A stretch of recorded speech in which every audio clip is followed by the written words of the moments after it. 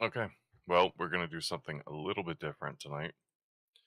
I have I had forgotten that I had an extra license for Studio One, which was previously owned by PreSonus.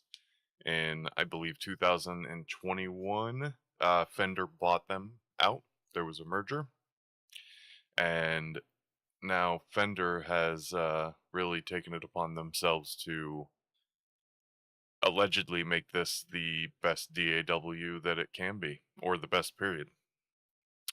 And I'd be lying if I said I haven't already spent a little bit of time playing around in this software. So far, I'm a big fan. Um, I'm gonna throw some amp sims on the guitars like I did in the Cubase mix. This is the same song. And then I'm gonna go through some features and just things that I've noticed so far. Things I like, things I don't like. There's some things that I don't know how to do yet. So um, I'm sure that, as I go, I will learn more. I'm sure that a lot of the features and abilities that are available in like Pro Tools or Cubase, that I'm sure that most of them are available in this too. This does seem full-fledged. So, um, I'm gonna bring up the mixer. You can undock the mixer. It does allow you to. Um, I don't know if, like in Cubase, I have my entire channel color coded. I don't know if you can do that here, but you can. They do have a bunch of colors you can select from.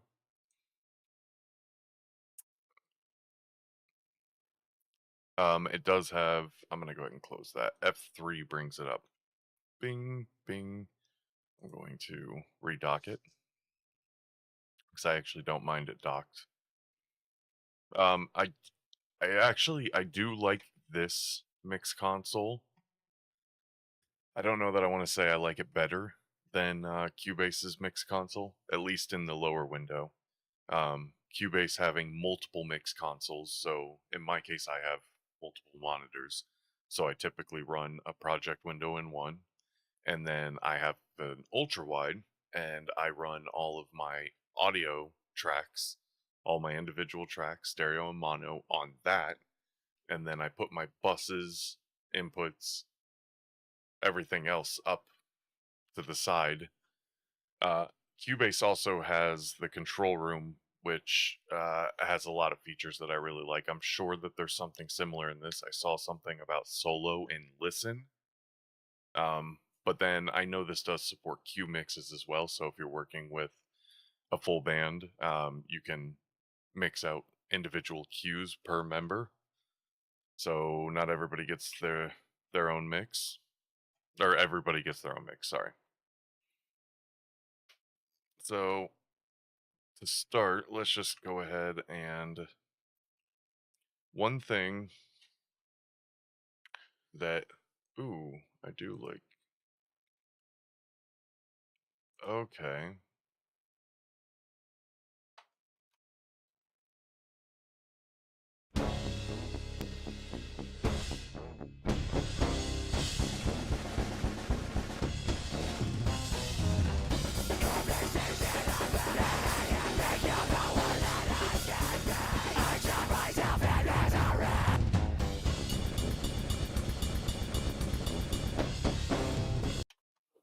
I kind of like that.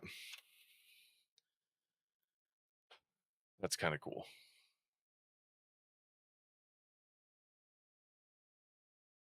Okay, so that just takes away your inputs. Audio I/O.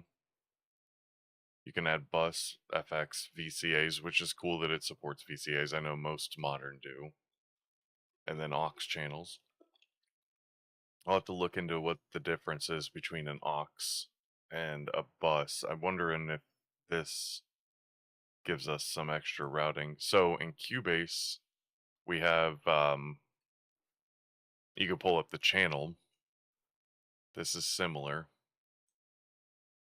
You have your inserts, your sends, and then you can set up your Q mix here individually. Because I'm streaming, I'm actually currently running this into Voice Potato, and I have all of the audio routing being done there, so I'm not actually using an audio interface in my monitors. I have a flat EQ curve on my Corsair Void, which isn't flat, but it works for this.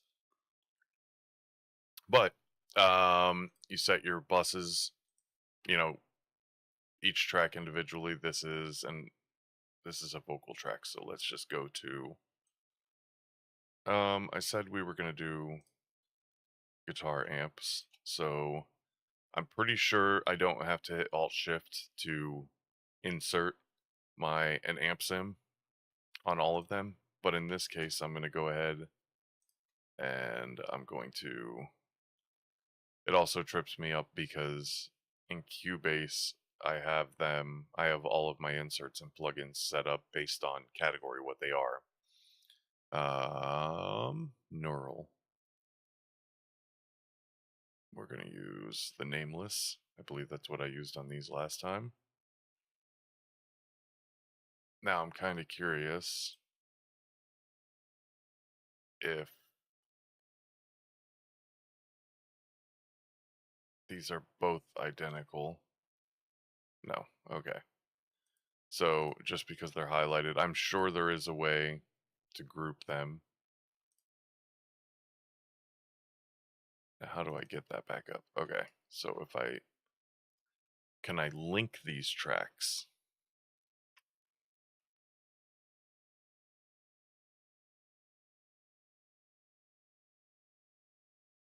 Okay, so there isn't an easy way to link them right here.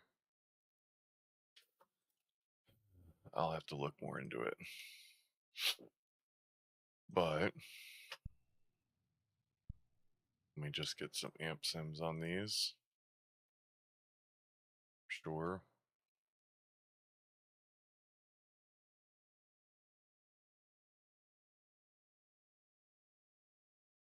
And then I'm going to go ahead and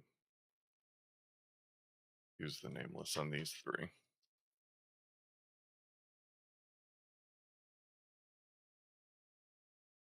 And for those of you who didn't know, on the Fortin nameless, what you get is that. If you like it dark, I don't think it makes any difference in the sound you're getting. But I like it better dark. Alright, I'm going to hit play, and I'm actually going to check my audio and make sure I'm not blowing your ears out. Let's see.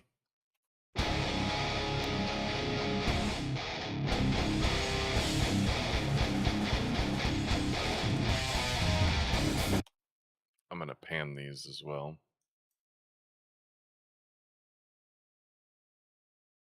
Nope.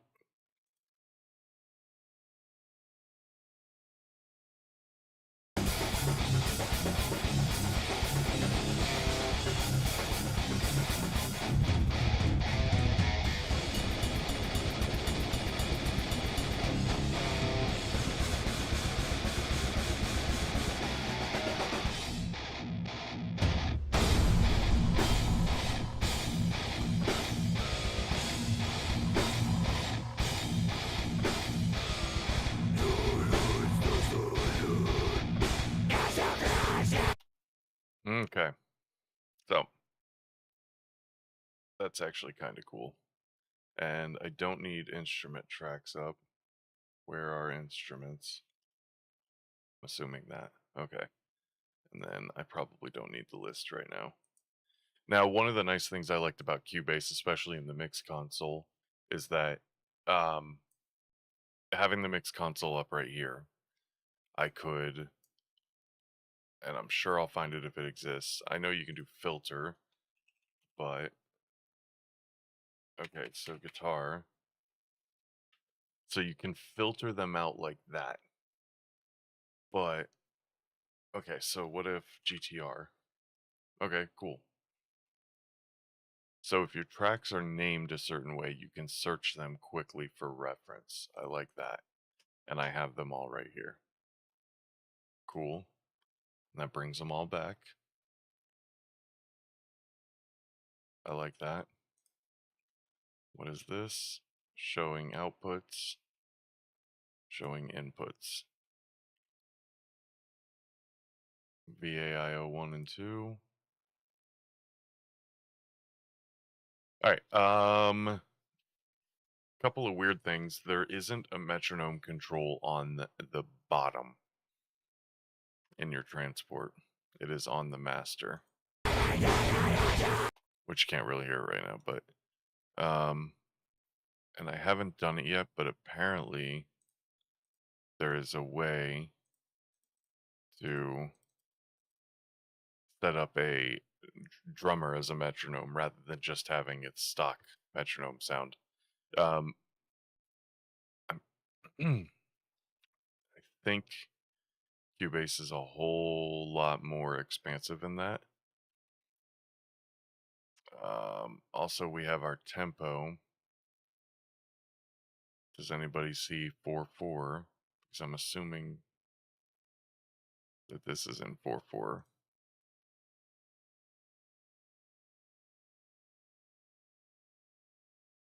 Also, your zooms are a little strange, but I'm going to show you a way that I found that makes it really nice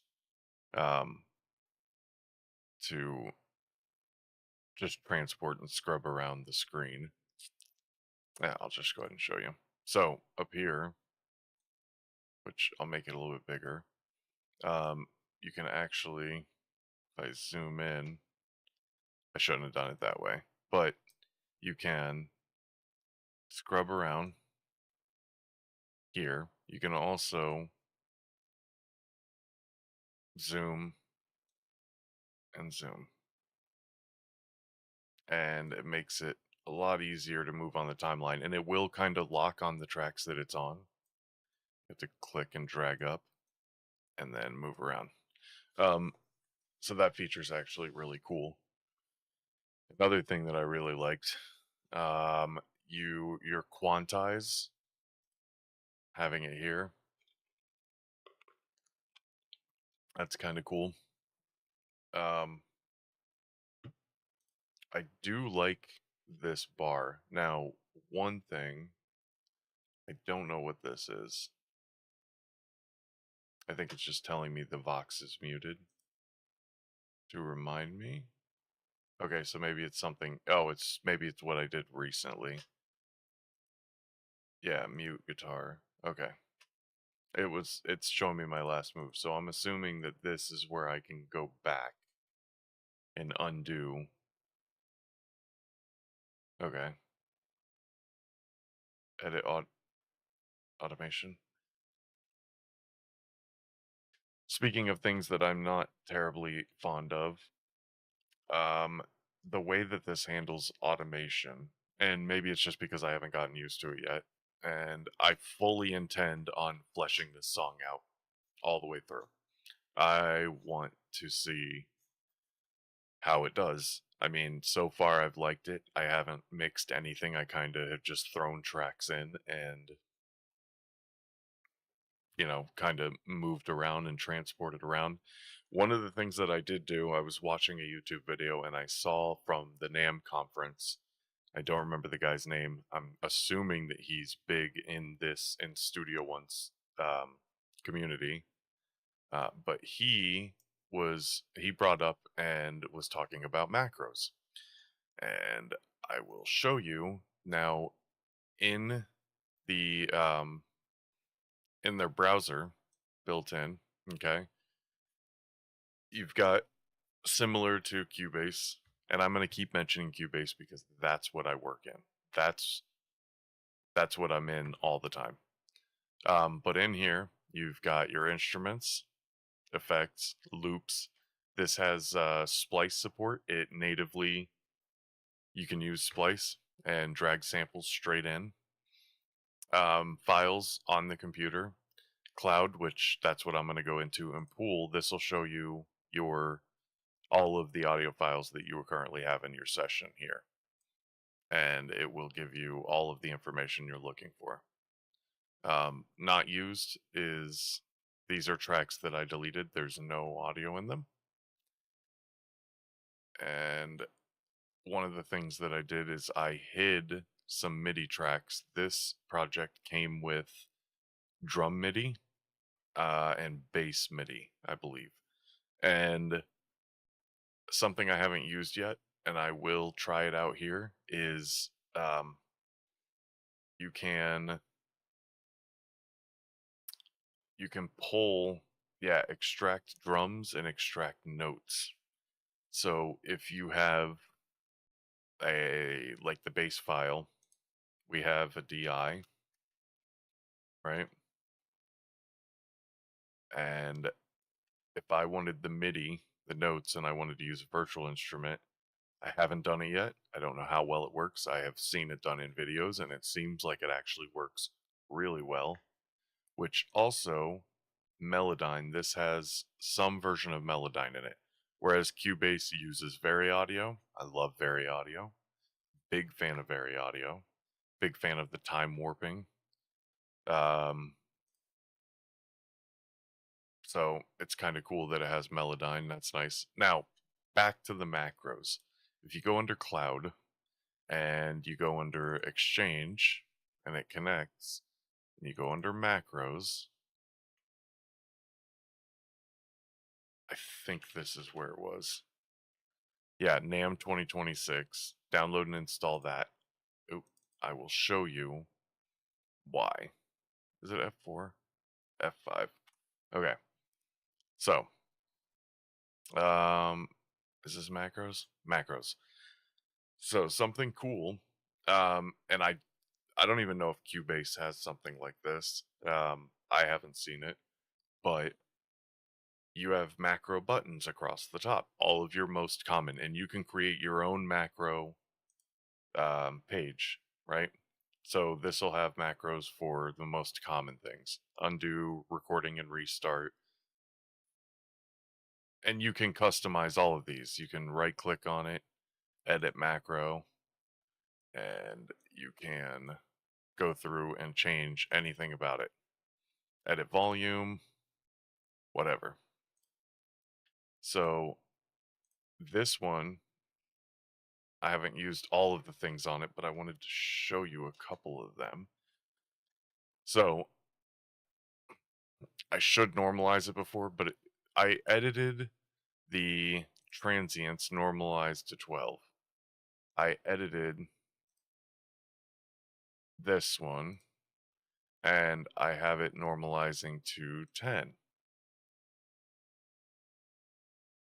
And I changed the name, but it did not update. And I don't know if I need to audio normalize audio.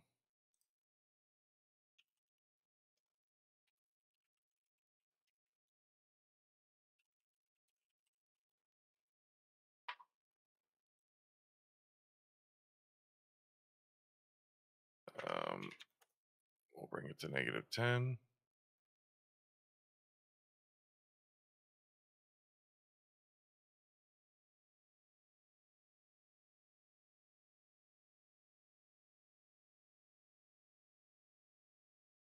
Anyway, is it still showing? Yeah, it's still showing as 12. And I think that that might just be naming.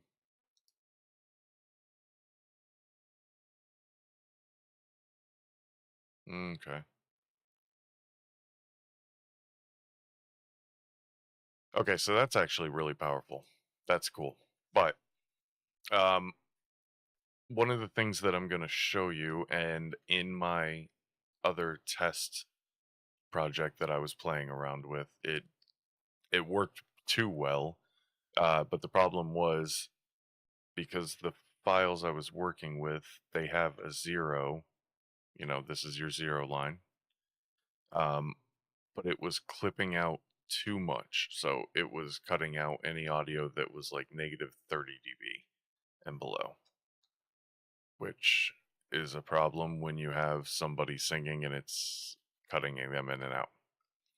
So, but I will show you. I'll end up undoing it because I'm going to do it manually while I'm moving around. But in sections under this macro, uh, split all and clean up. If you want to get rid of all of the in between, there's nothing in here, so you wouldn't need audio there. Oh, fair warning, my bad. I forgot it did that.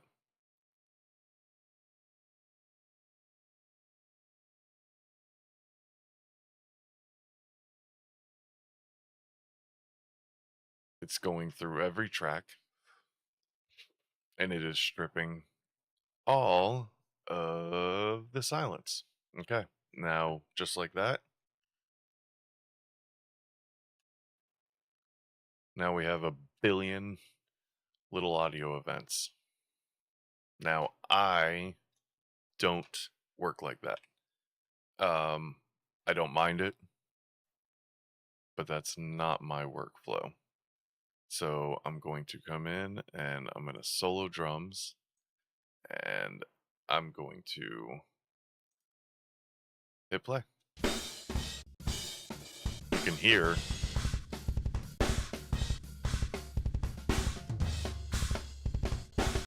so there's some fandangling I got to work out. I'm sure that in that where it strips silence,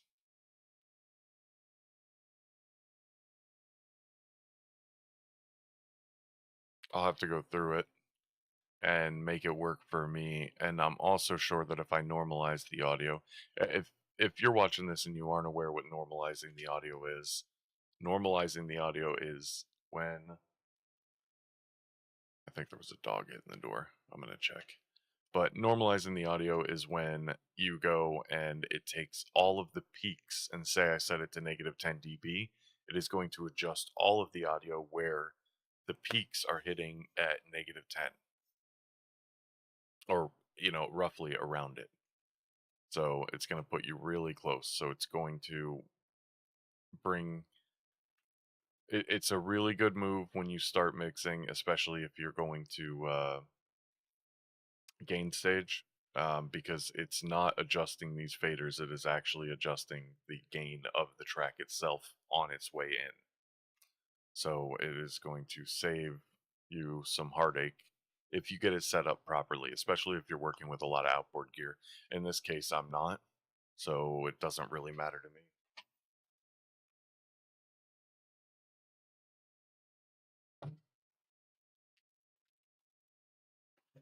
No dog. There is a dog right here. So, okay.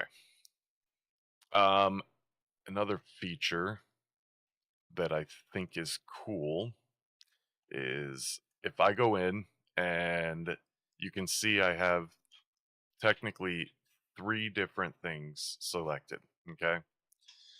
Um, you can do this in Cubase with 2, but the third is mint. So we have our arrow tool, right? So that's just grabbing and being able to drag the start of the audio file, right? Because there's no sound there, I don't need it. Then this is your range tool. And the range tool does a few things that are pretty big. Another thing I really like, and honestly, there's a lot of features in this that I'm kind of wondering if Cubase handles it the same way. It's just not the way that I ever did it.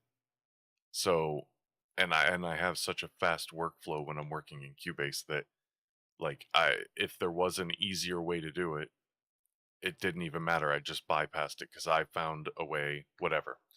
So, I'm going to just quickly go through these. I'm just going to go through the drums, and I'm just going to do it as, oh, as let's do this. That way I can show you another macro that's pretty cool. Okay, so, and I'll zoom in to make sure that I'm not losing anything, which I don't think I am. I think I can actually be a little bit more aggressive with that. Number one, that center line. We have two sections. You see I'm here, right? That is the just pointer tool. You go to the top of it and pointer, range. So now I can come in and clip out audio. That's awesome. Okay, so back to the macro talk.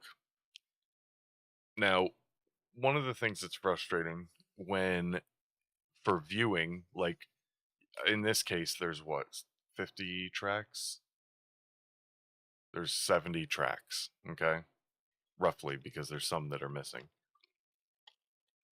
Well, not missing, I removed them because they weren't necessary. But, you know, like I'm playing a section right here.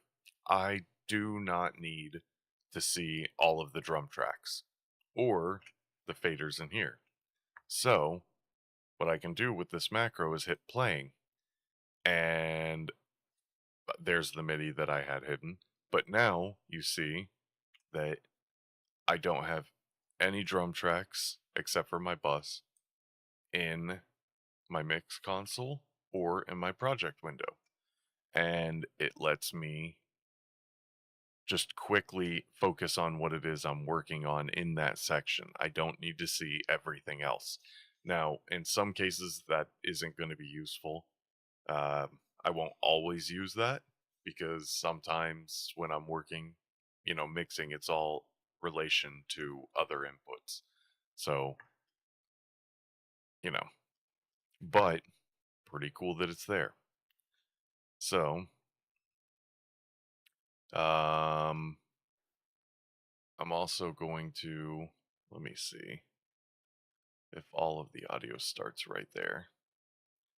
It would appear that it does. So, let's go ahead and, you know, I'm still kind of getting used to the, oh, that's cool. So it knows that I'm selecting everything. If I've already selected multiple groups, it knows. That is a quick move. So when I'm zoomed out that far, I'm going to come over and we'll just put it there. Okay. Now, I have to look and see if the setting is set up this way, but why does that make a difference? What does it matter if you have, if you've cut that out or not? Now, when you're running VSTs, the plugins, it is rendering the audio for every sample, and in this case, I am at 48 kilohertz. So there's 48,000 samples per second per track, right? So, and I got to make sure that this is how it's set up, but I know that it's a thing. When you remove the audio from there, the computer isn't doing the work of trying to render nothing there. So it suspends any rendering in that section, right? Because you don't need it. There's nothing there for it to render.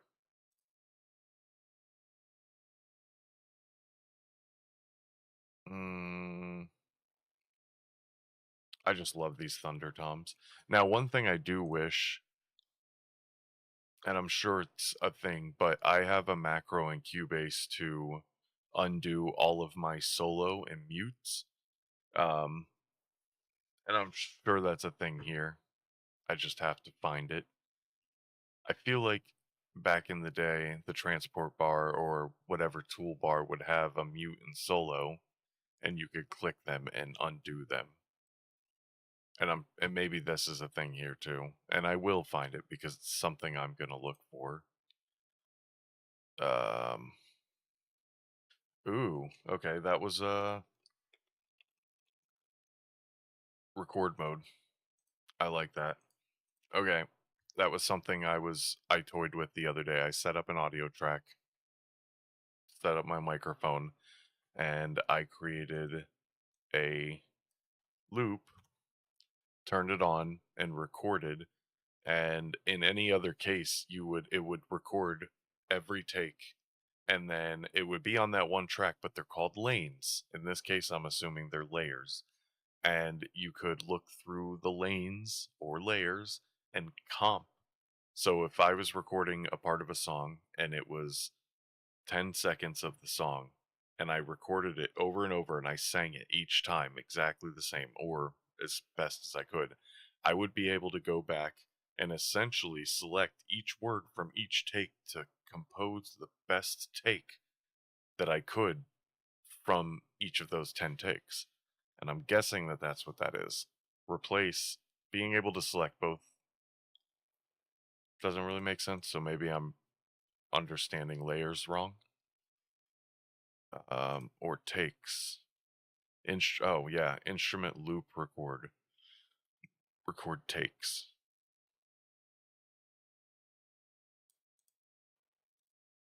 I would want that. Okay, and then with the metronome, when you hit record, you have a pre-roll. Okay, so what that's doing is that's going to count one bar before it starts recording or pre-count.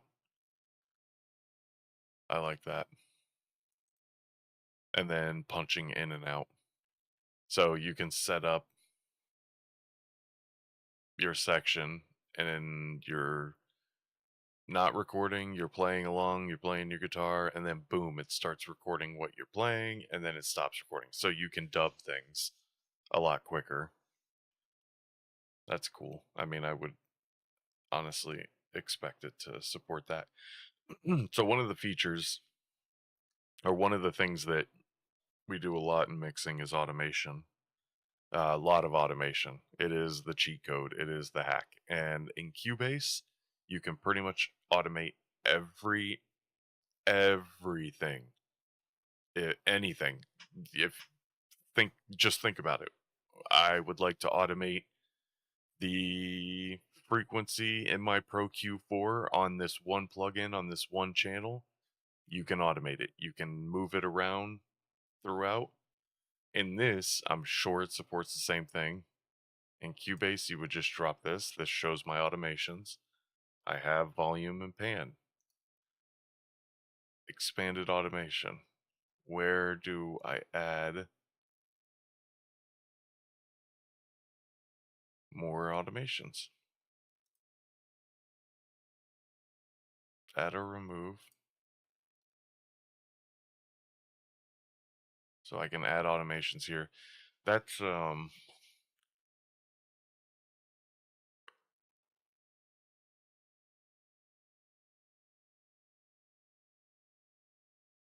did I just do?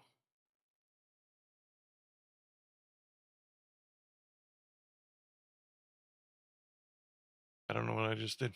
But I'll have to figure out how it handles automation in this. The whole point of this is I wanted to show you Thunder drums because I think they're sick. It's awesome. Enjoy. Maybe.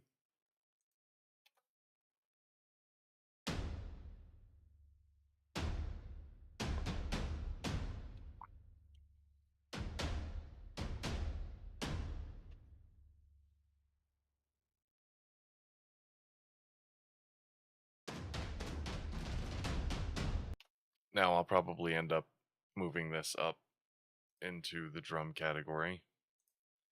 But let's start doing some mixing. Okay. Let's start with drums. I'm going to solo my drum bus. So all I'm hearing is drums. Now, where was that button?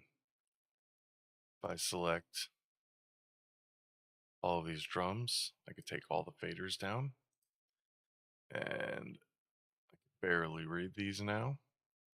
but let's go.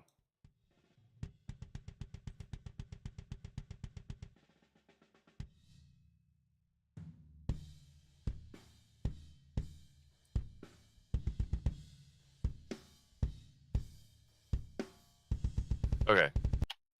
So before I even do that, I'm going to go ahead and all of the shell drums, my toms, my kicks. I think that some of these other ones are kicks. These are kick mics.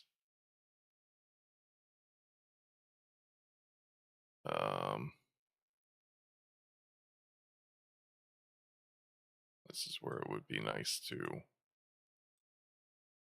have the ability to unmute.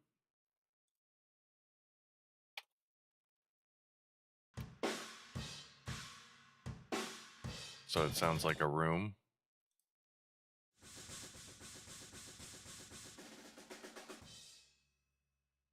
That mono track.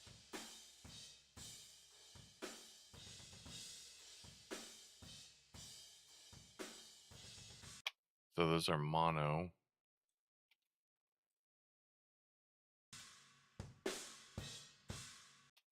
Okay, so instead of going back and soloing each time, I'm going to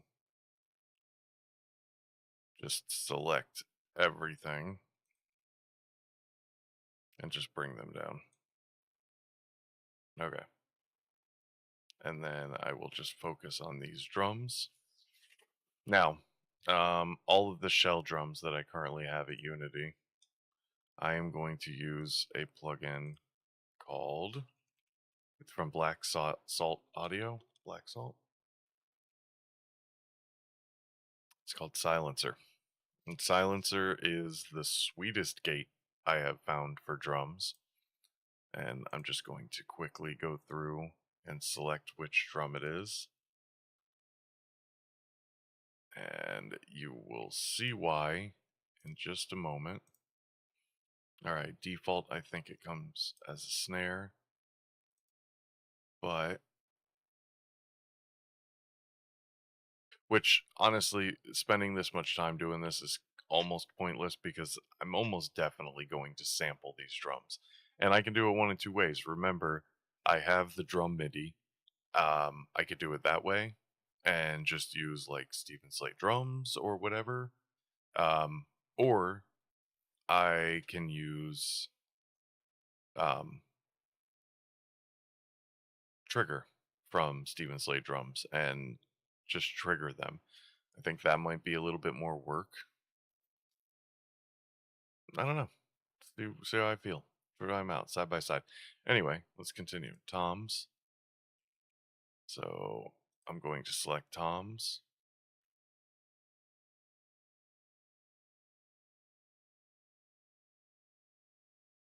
Oh man, they mic top and bottom on these toms, which is awesome. If I wanted to be a good human, I could mix these like the actual acoustic shells and spend time actually doing it instead of just cheating. The good thing is if I use trigger instead of using Stephen Slate drums and the MIDI, I can blend the original audio so I can actually mix it and then just beef it with a trigger. So, okay, cool. If you remember what it sounded like, listen to, now keep in mind, remember, these are just shells. There's no cymbals in these microphones. These are the microphones that are on the kick, the snare, and the toms.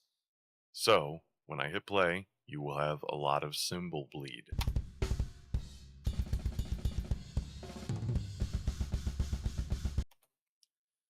Now, I could go through and adjust all of them, but I'm going to hit play and then I'm going to turn these on.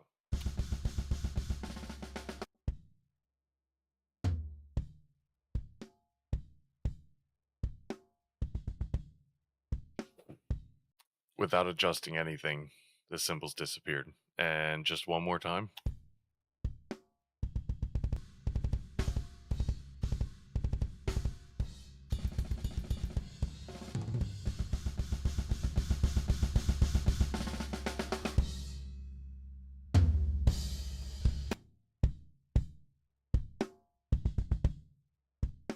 Okay, you get the idea. Let's turn them on, and let's spend time going through each one.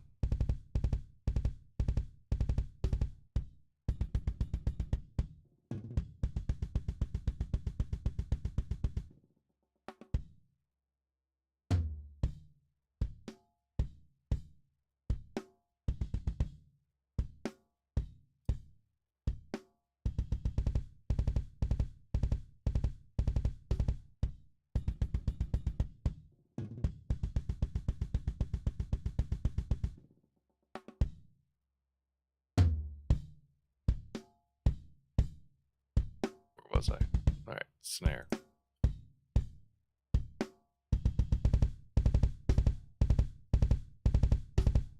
The nice thing is this gate has ghost, which not 100% sure how it works. I'm not even gonna pretend and sit here and explain it to you like I'm some silencer pro. But it does allow like a snare when somebody's doing a roll on the snare and there's ghost notes on the snare. This will allow those to come through. I'm assuming it is a side chain or something and it's looking for the snare fundamental before it opens up. Maybe it's doing some fancy um stuff. I don't know. I don't know, man. I'm not a fucking pluginologist.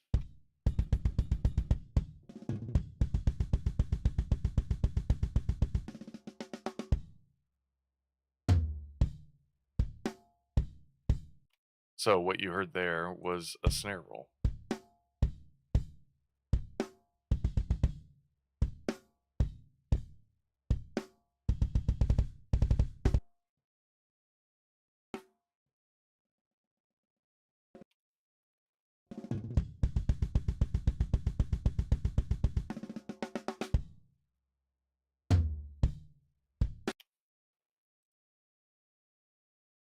Snare bottom.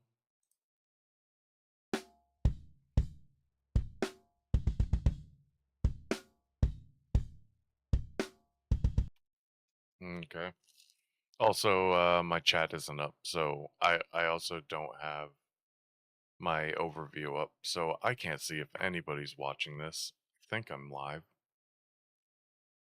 And if anybody knows me and they tried texting me or whatever, and you're trying to tell me that my audio is way too loud, my phone is my cam right now, so I don't want to talk to you anyway. So let's find some toms. Um, this looks like a tom roll. So let's.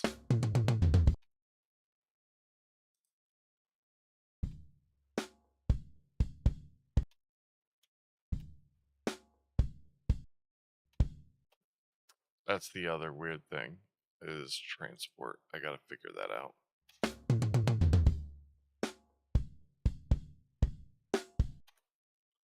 Okay, that was tom top. Tom to top. This would be.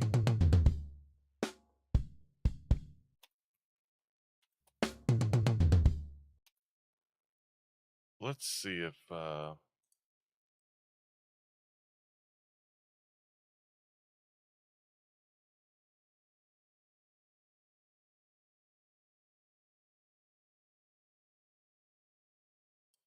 okay. So that should.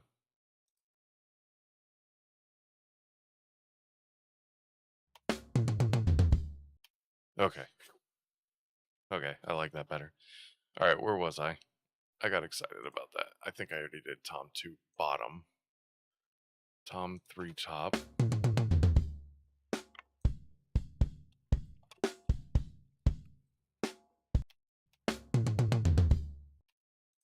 Okay. Tom 3 top. Tom 3 bottom. Okay, so this one I can actually bite a little bit lower because it's a bottom mic. It's not picking up as much snare. And did we actually have Tom 4? Yes, it looks like Tom 3. No.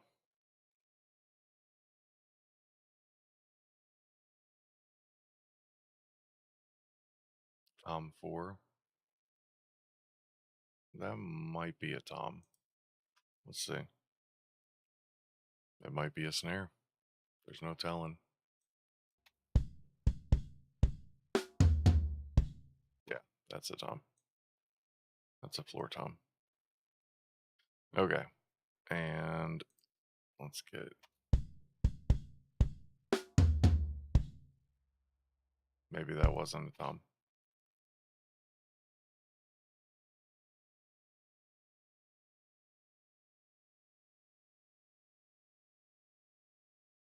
Let's see if...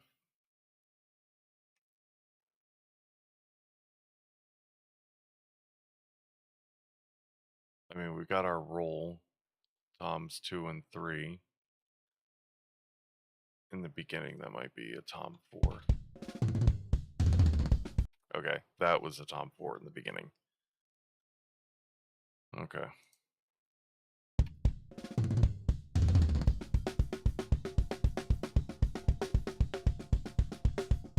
Okay.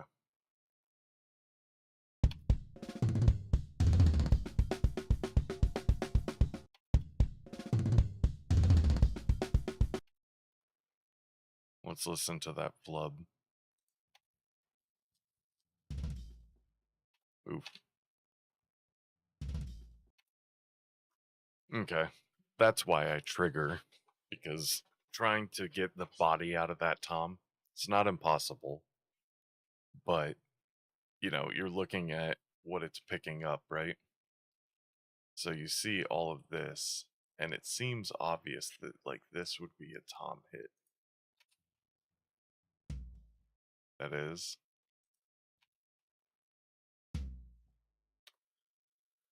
Okay.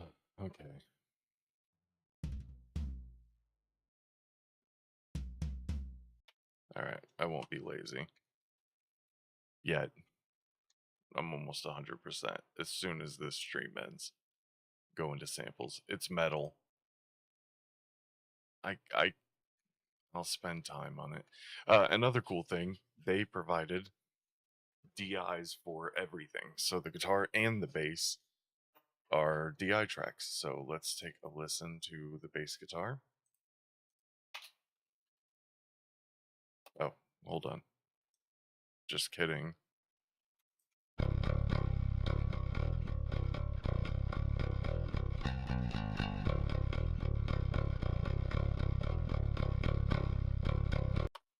This might be a good time to look into Fender's bass. What was it called? Thunder? No. So in this, one of the Fender plugins is a... Alright, so there's the Mustang. Is the other one native? Rumble. Okay, let's hear it.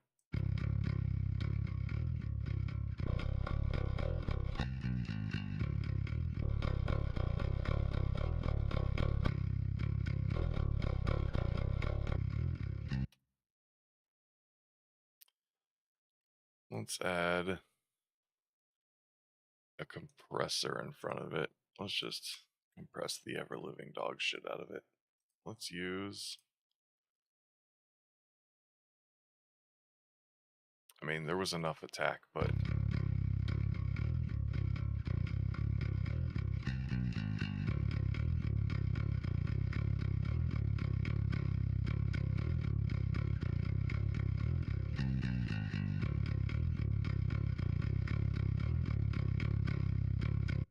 Okay, sure. And let's...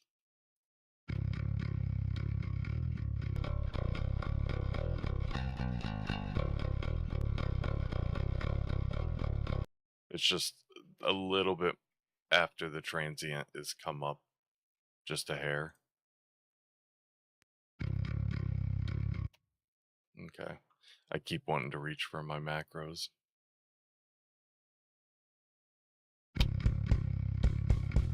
Oh, there's another feature that I love, and I had a little bit of a not so friendly conversation with somebody in a Cubase forum. Let me see. Okay, it shows it here. All right. So I have a third-party compressor on this channel. I have FabFilter Pro C2. What is it called? Now I gotta know. Yeah, Pro C2. Okay, it is a third party. It is not developed by Fender. Okay, Pro Tools. I don't know who else. There's others. That is that the scratch track. How did I get the scratch track up, and how do I get rid of it? Mm,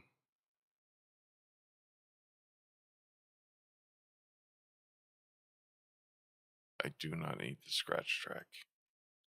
But this is another cool feature. This will allow you to like try things out over here.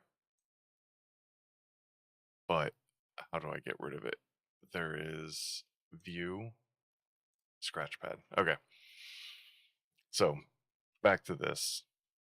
This is going to sound ridiculous, but in Pro Tools, um, and obviously Studio Pro, when you have a compressor, and I don't know that it supports all of them because FabFilter is one of the bigger names, but you'll see on this meter, you will see a yellow line dipping down, and that is showing you what the compressor is doing, right? I'm going to hit play.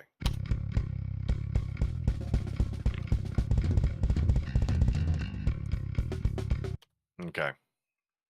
So, I wanted, if there's one other thing that if this DAW does it, honestly, I might just start working in this more.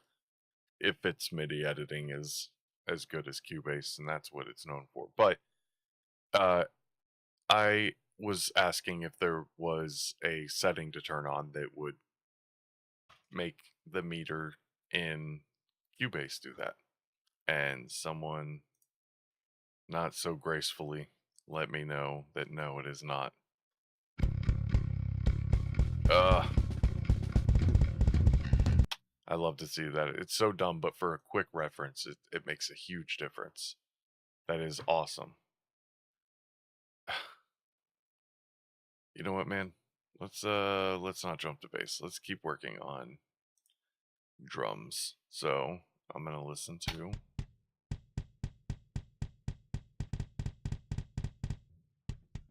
Another one is when I have that soloed, when I select this channel or this channel, I wonder if there's a setting that would mute this current solo that track.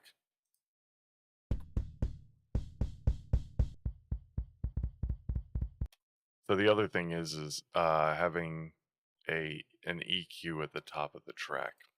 That was the feature that I said I would probably come to Fender if they did. So in Cubase at the top of the mix console, you can add it to it or take it away, but there are little EQs, and it's just a meter. You can visually you actually can EQ from there as well, but you click on it and it pulls up a little pop-up EQ, and you can get a quick reference as to what's going on. And what I asked is there a way for me to turn that on so those EQs, I don't have to click on them, they just show me what's going on? And someone said something about system resources, which, yeah, I get it.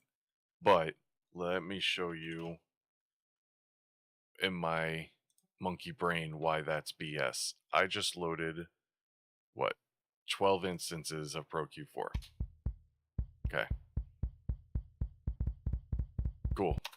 That's Pro Q4. Now, oh, not that. Where is it?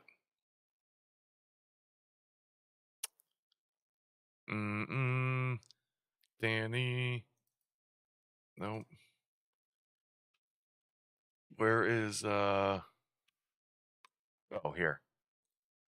You ready? Oh my god. What's going on? I'm seeing all of the track's EQs. Gasps in Spanish. So why couldn't...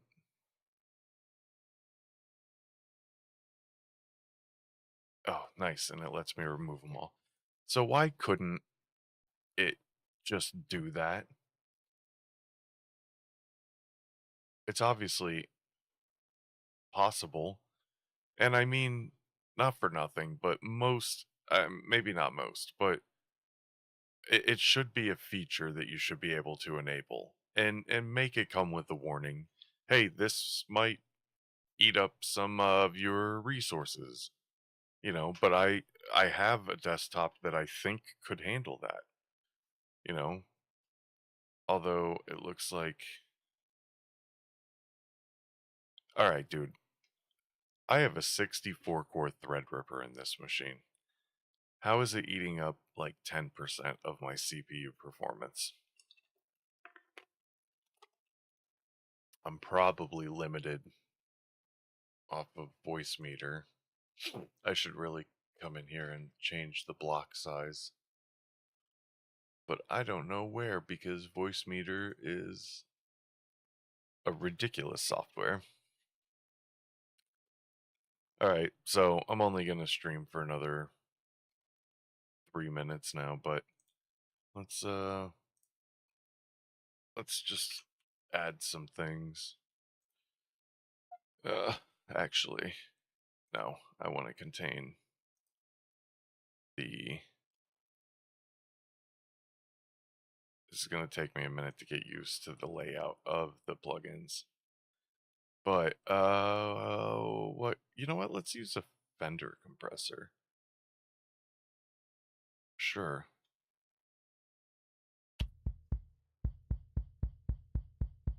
Alright, we're gonna go a little bit more aggressive.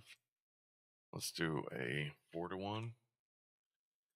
We're gonna leave the knee. And there's another thing. I wonder if, so in Cubase, using the range tool, I can go in and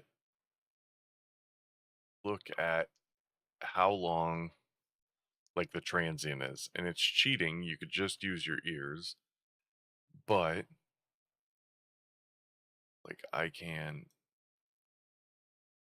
Oh, okay. It's right there. That's even easier actually. I think that is a 10th of... We're gonna go with it. So look at that. We're gonna give it a little bit longer. And we are going to speed up the release. We're gonna get a little bit more heart out of this.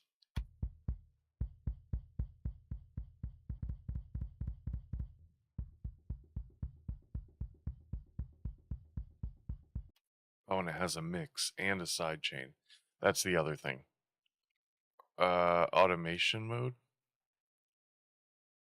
So I'm assuming you write automations in there. Okay, so for sidechaining, that is the last thing that I will do before we bail out for the night, is I'm going to set up sidechaining because I've never done sidechaining where I have the routing, the send and output. So, oh, I can select. I think I know how that works. We're gonna find out. But let's turn on the auto gain.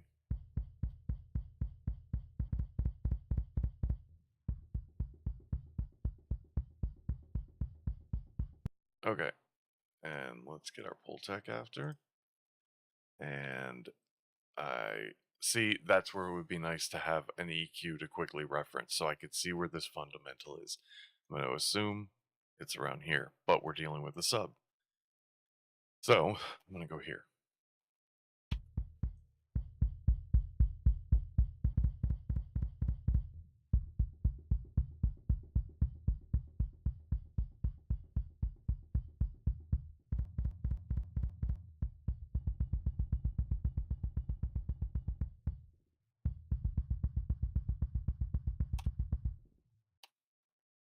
Okay.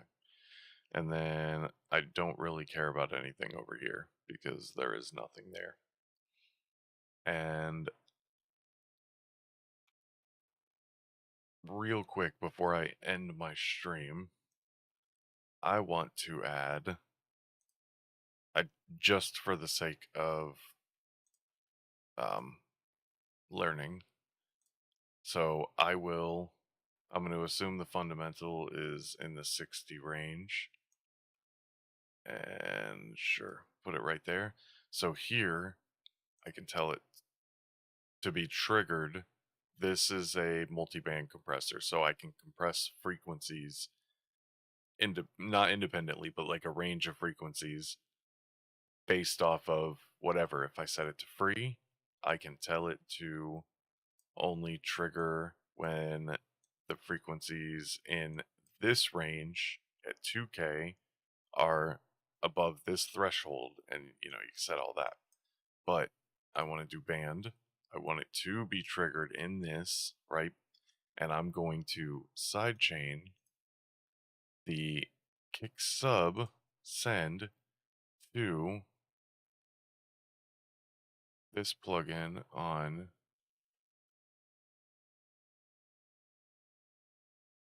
Okay, so that's not how it works.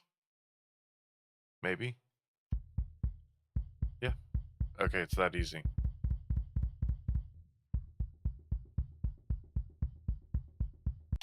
Okay. And just so anybody who's never seen that before, you don't know what that is, um, the kick and the bass live in, well, they don't live in, but like the heart of the bass is in the same frequencies that the kick is. And when, especially in metal, you've got really fast double bass. So I'm taking my attack, and I will probably bring my look ahead up. Doesn't need to be anymore. Um, I want those frequencies to be compressed just a little bit when the kick drum plays, to kind of move the bass in that frequency out of the way, giving the kick drum a little bit more room to punch through. Bypassed, you probably won't hear as big of a difference here. You will hear it in the full mix when there is a lot of energy competing for those frequencies. Where's my bass guitar?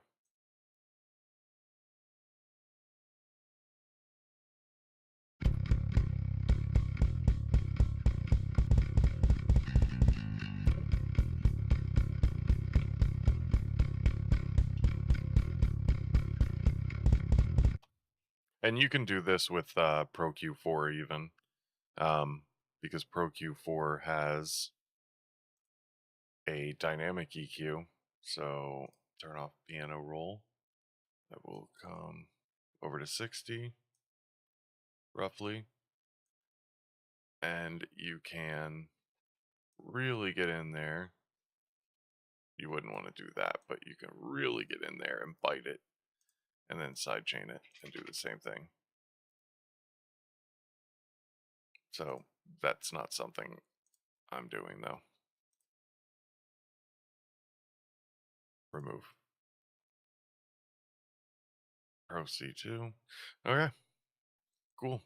I'm gonna look around and see if inserts sends. All right, so this is letting me know that I have inserts and sends on this track. So if I wanted to, I'm assuming tracks, buses, I'm assuming there's a way for me to